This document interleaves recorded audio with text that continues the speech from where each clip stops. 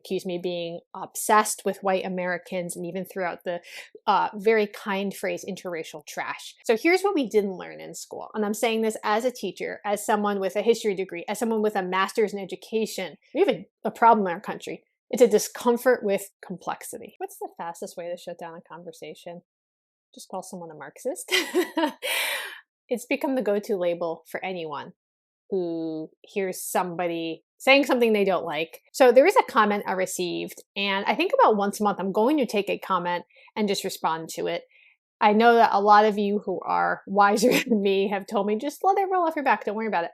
But I'm not responding to the comments because I'm hurt or angry, but it's the teacher in me. I can't help it. When a student raises their hands and they disagree with you, or they feel very strongly about something and disagree with you, you want to take the time to model how to respond to that.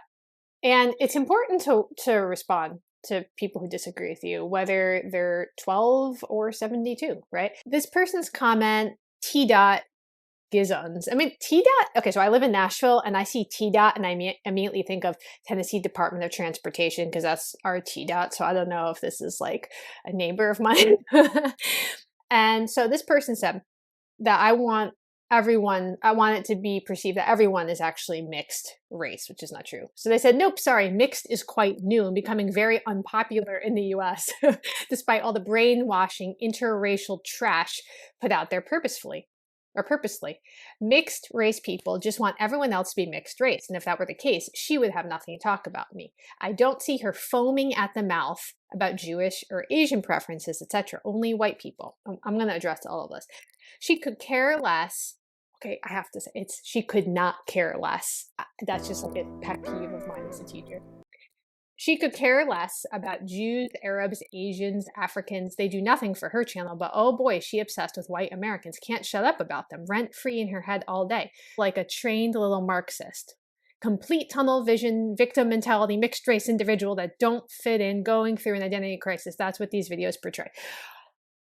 Okay, so this person called me a mixed race individual going through an identity crisis, accused me of being obsessed with white Americans, and even threw out the very kind phrase interracial trash. When I started this channel, I mean, I was a history teacher before, but I was just researching my family story. If you go to some of the very first videos on my channel, it starts with a documentary about me trying to find my family in Louisiana, taking a DNA test, kind of trying to unpack all that stuff. And we'll get to that. But what makes someone write a comment like this? What's the fear behind these words? And what does it reveal about how we talk or don't talk about race, identity in this country? This comment, like I said, it came after a video I put out last week about the Anglo-Saxon Club of America, which was a group in the 1920s that was obsessed with racial purity. And their mission was to draw strict lines around what it meant to be white. And they literally used this phrase, white. So in this process, they really erased the mixed, messy reality of our history. But it left a legacy of fear and discomfort that still shows up today. Not just in laws and policies, that's what was happening before, but now it's in everyday conversations, arguments online, and even comments like this one. So this commenter brought up a lot of stuff, and I think we need to unpack it. What this ties together for me is this fear of losing control of a narrative. Fear that talking about race, talking about the history of our country, or even acknowledging the shared history means giving something up. The commenter claimed that mixed race identities are new and they're part of like a larger agenda, but it couldn't be further from the truth. Mixed identities aren't new. It's literally as old as America herself. So here's what we didn't learn in school. And I'm saying this as a teacher, as someone with a history degree, as someone with a master's in education. What I didn't learn in school from the very beginning was that this country was a tapestry of intersecting identities.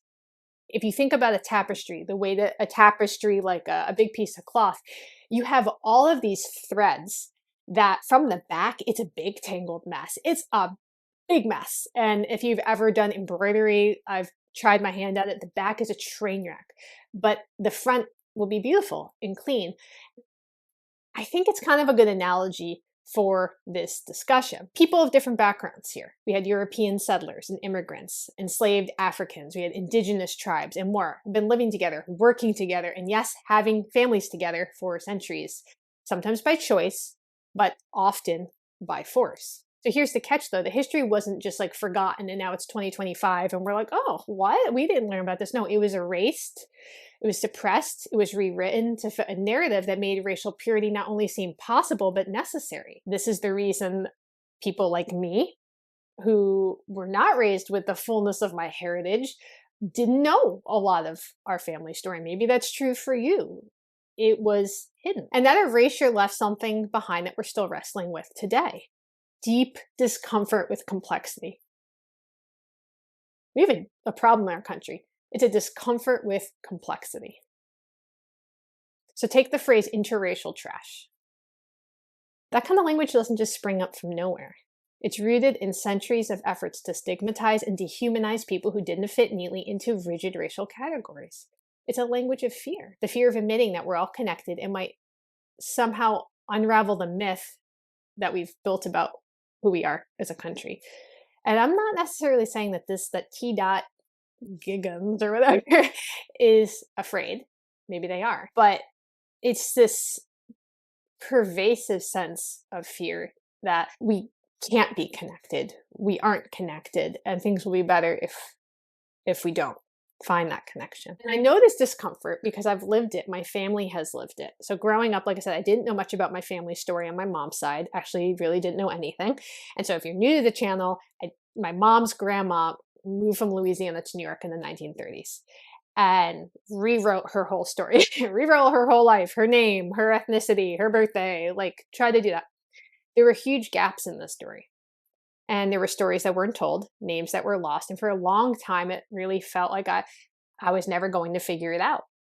And I think people who don't have that experience maybe take it for granted that like you just know who your family is. You have the cultural connection. You know what foods people have been eating in your family. You know what languages they spoke. I didn't know that about my maternal side. Had no idea. And so it was a total shock to me to find out that my mom's her first language was Creole. You know, foods that they made tamales. And just trying to piece these things together when none of it was passed down to you.